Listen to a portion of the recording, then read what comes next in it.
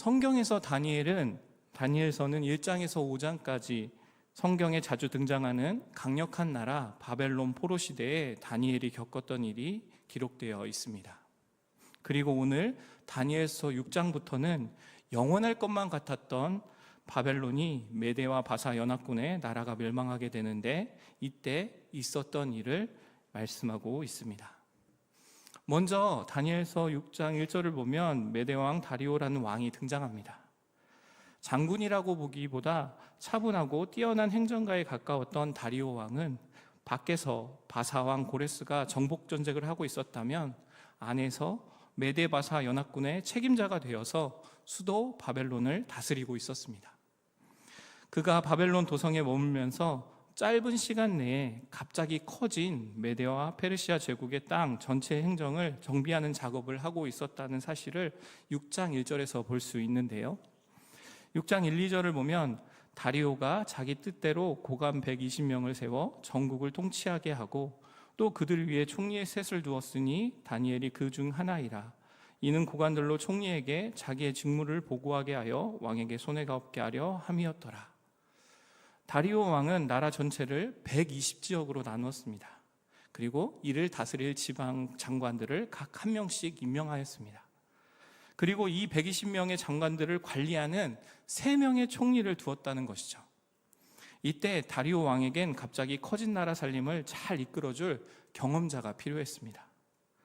그런 사람을 찾던 중에 바벨론 시대 때 나란 일을 하던 다니엘을 발탁하게 된 것입니다. 하지만 곰곰이 생각해 보면은 이것은 그 당시 생각할 수 없는 파격적인 관리 임명이었습니다. 왜냐하면 보통 새로운 나라의 높은 지위는 그 나라를 세우는데 큰 공을 세운 사람들이 한 자리씩 차지하기 때문이죠. 반대로 보통 한 나라가 멸망할 경우 그 나라의 중요한 인물들은 대부분 처형이 되거나 노예가 되는 게 당시 관례였습니다. 그런데 적국이었던 나라의 높은 관리였던 나이 많은 다니엘을 총리로 발탁하게 된 것이죠. 3절을 보면 다니엘이 어쩌다가 운이 좋아서 벼락 출세를 한 것이 아님을 알 수 있는데요. 3절의 말씀입니다. 다니엘은 마음이 민첩하여 총리들과 고관들을 위해 뛰어남으로 왕이 그를 세워 전국을 다스리게 하고자 한지라. 그는 새로운 나라의 총리로서 탁월한 리더십을 발휘했습니다. 3절은 영어로 보면 능력이 탁월하여 다른 관료들과 비교할 수 없을 정도로 탁월한 리더십을 발휘했다라고 말하고 있습니다. 여러분 생각해 보십시오. 나라가 바뀌면 엄청난 변화를 겪게 됩니다. 다니엘 입장에서는 바벨론에서 함께 일하던 사람들은 사라지고 전혀 다른 언어와 문화, 정치 시스템에 다시 적응해야 했는데 이 얼마나 힘든 일이겠습니까? 그런데 다니엘은 엄청난 변화 속에서도 탁월한 능력을 발휘했다라고 말씀하고 있다라는 것입니다. 어떻게 그럴 수 있을까요? 3절을 보면 다니엘은 마음이 민첩하였다라고 말씀합니다. 민첩하다는 의미는 재빠르고 날쌔다라는 의미인데 마음이 재빠르고 날쌔다는 것은 어떤 의미일까요? 이를 원어로 해석하면 아주 놀라운 영을 소유하였으므로 라고 되어 있습니다. 그러니까 어떤 인재로 감히 따라올 수 없는 그의 능력의 원천은 다니엘 자신에게 나온 것이 아니라는 것을 알 수 있는 것이죠. 이러한 성령의 역사를 통한 탁월한 능력은 다리오 왕의 눈에 띄게 됩니다. 다니엘이 현장에서 뛰어난 능력을 발휘하자 다니엘 왕은 감동을 받게 되죠. 그래서 그를 전국을 다스리는 3명의 총리들을 위해 최고의 총리로 세우려 하였던 것입니다. 처음 3명의 총리를 세운 것은 한 사람에게 힘이 집중되는 것을 막기 위한 시스템이었을 텐데요. 그것을 깨고 한 사람에게 권력을 모아주는 1인 총리 체제로 가겠다고 한 것은 다니엘을 그만큼 신뢰하고 높이 평가했다라는 것을 알 수 있는 것이죠. 일약 메대 바사 최고 대신에 서게 되는 다니엘은 많은 사람들의 이목을 시키게 되었고 사람들의 시기와 질투의 대상이 되었습니다. 왜 그렇습니까?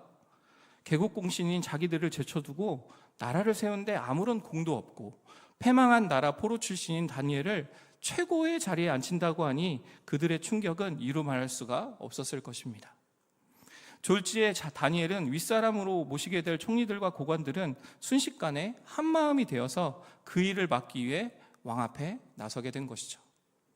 그러나 그들이 아무리 다니엘을 안 됩니다, 다니엘을 세우면 안 됩니다 막으려 해도 왕의 결심은 확고했습니다. 이제 그들의 눈에는 핏대를 세우고 다니엘의 약점을 찾기 위해 달려들었습니다. 다시 말해 그동안 총리로 행한 모든 일을 샅샅이 봄으로써 법적으로 트집 잡을 만한 것을 찾으려 했다라는 것이죠.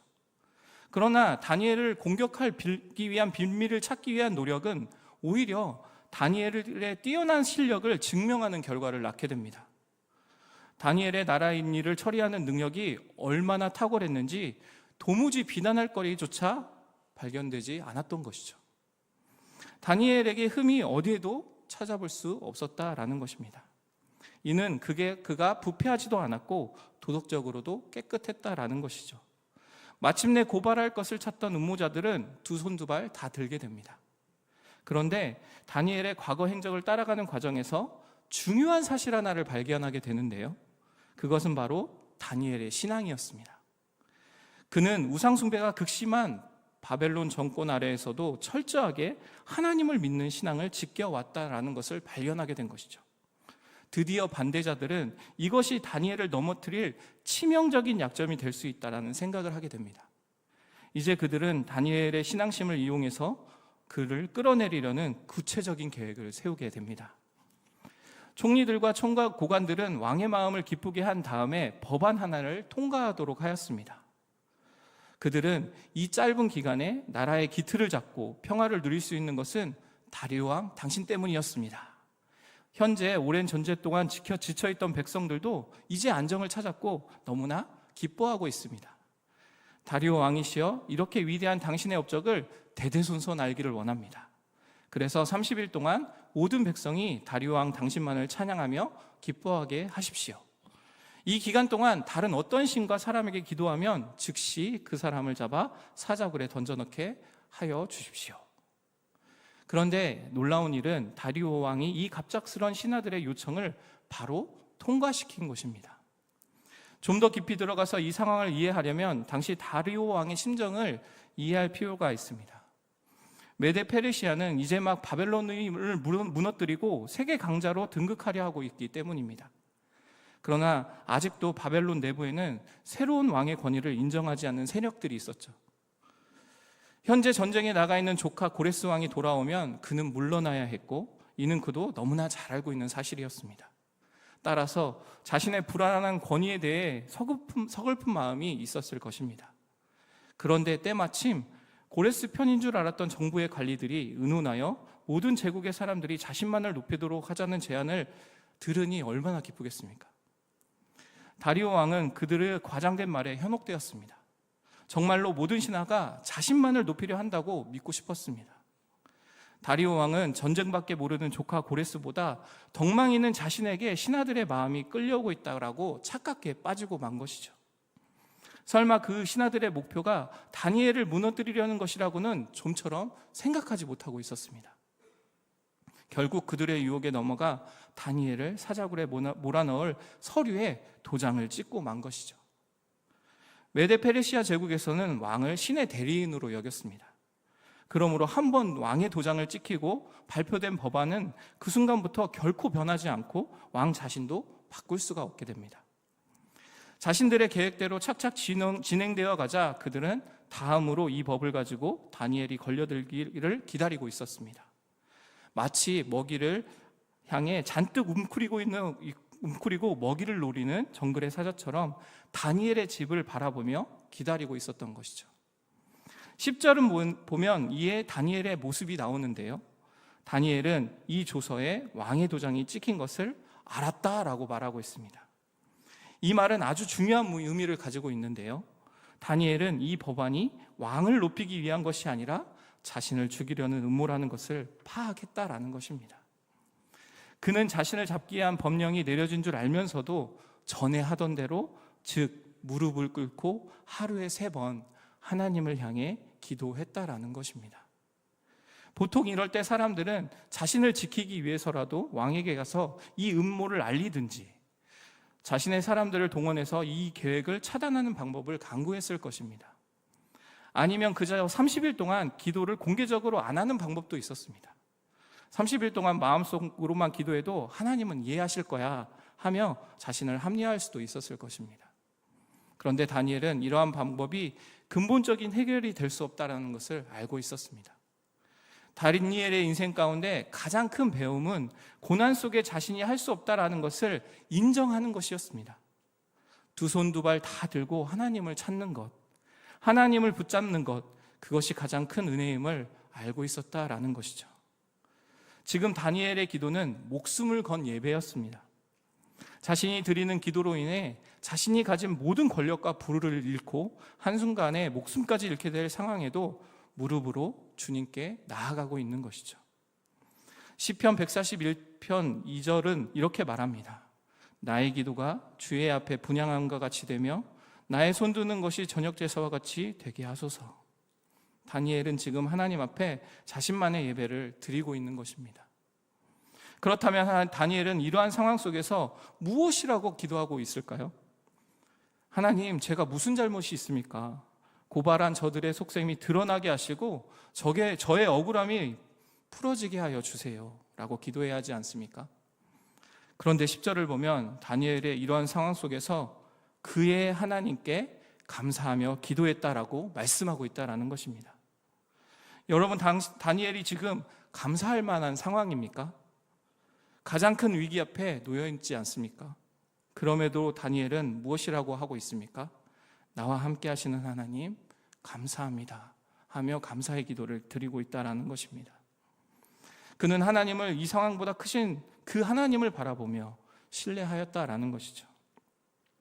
사람들의 눈에는 사자굴이 두렵겠지만 다니엘은 상황 앞에 무릎 꿇고 있는 것이 아니라 하나님께 무릎을 꿇고 있습니다. 기도로 하나님을 찾고 있는 것이죠. 그 어떤 것보다 하나님께서 함께 하심으로 감사하며 기도하고 있다라는 것입니다. 진정한 감사란 이렇게 감사할 수 없는 상황에서도 하나님이 그 무엇보다 크심을, 그 하나님이 나와 함께 하심을 감사하는 것입니다. 사랑하는 성도 여러분, 세상 속에 그리스도인으로 살아간다는 것은 많은 현실 속의 어려운 상황과 환경이 우리를 기다린다라는 것입니다. 세상은 끊임없이 우리를 공격합니다. 미래에 대한 두려움을 심어주고 그것에 매여 있게 하고 주저앉게 합니다. 커다란 어려움으로 나의 마음을 짓누르게도 하고 가정의 불화로 나를 낭망하게도 합니다. 이때 우리는 내 힘으로 아무것도 할 수 없음을 인정하며 하나님을 붙들어야 합니다. 이것이 기도입니다. 힘들고 고통스럽지만 하나님을 외면하지 않는 것, 고통 중에 하나님을 붙잡는 것을 하나님은 기뻐하시는 분이십니다. 성경에서는 분명하게 상한 갈대를 꺾지 않으시는 주님, 상한 심령으로 하나님께 나아가는 자는 복이 있다라고 말씀하고 있지 않습니까? 고통스럽지만 하나님께 시선을 거두지 않고 주님을 찾으며 기도할 때 하나님께서 함께 아파하고 계시다는 것, 하나님께서 함께 하신다는 것을 깨닫게 되는 은혜를 누리게 된다라는 것입니다. 그러할 때 사자굴 같은 이 세상 속에 살아가는 것이 힘듦이라는 것을 알고도 하나님께 감사하며 기도드릴 수 있는 것입니다. 이 시간 나의 마음에 왜 이리 삶이 힘들지 생각되시는 분이 계시다면 하나님을 붙잡는 이 밤이 되어지기를 바랍니다. 이 시간 인생의 어려움을 겪고 계시는 분이 계십니까? 그 마음을 가지고 하나님을 찾으며 기도로 나아가시기를 바랍니다. 상한 심령을 가지고 나아오는 자를 기뻐하시는 주님께서 함께 하신다는 임재의 은혜를 누리는 이 밤이 되어지기를 바랍니다. 고난 중에서도 하나님을 붙잡으며 하나님을 찾으며 나아가는 기도의 이 시간, 내 마음이 하늘의 기쁨, 하늘의 감사가 넘치는 이 밤 되기를 주님의 이름으로 축원합니다. 함께 기도하도록 하겠습니다.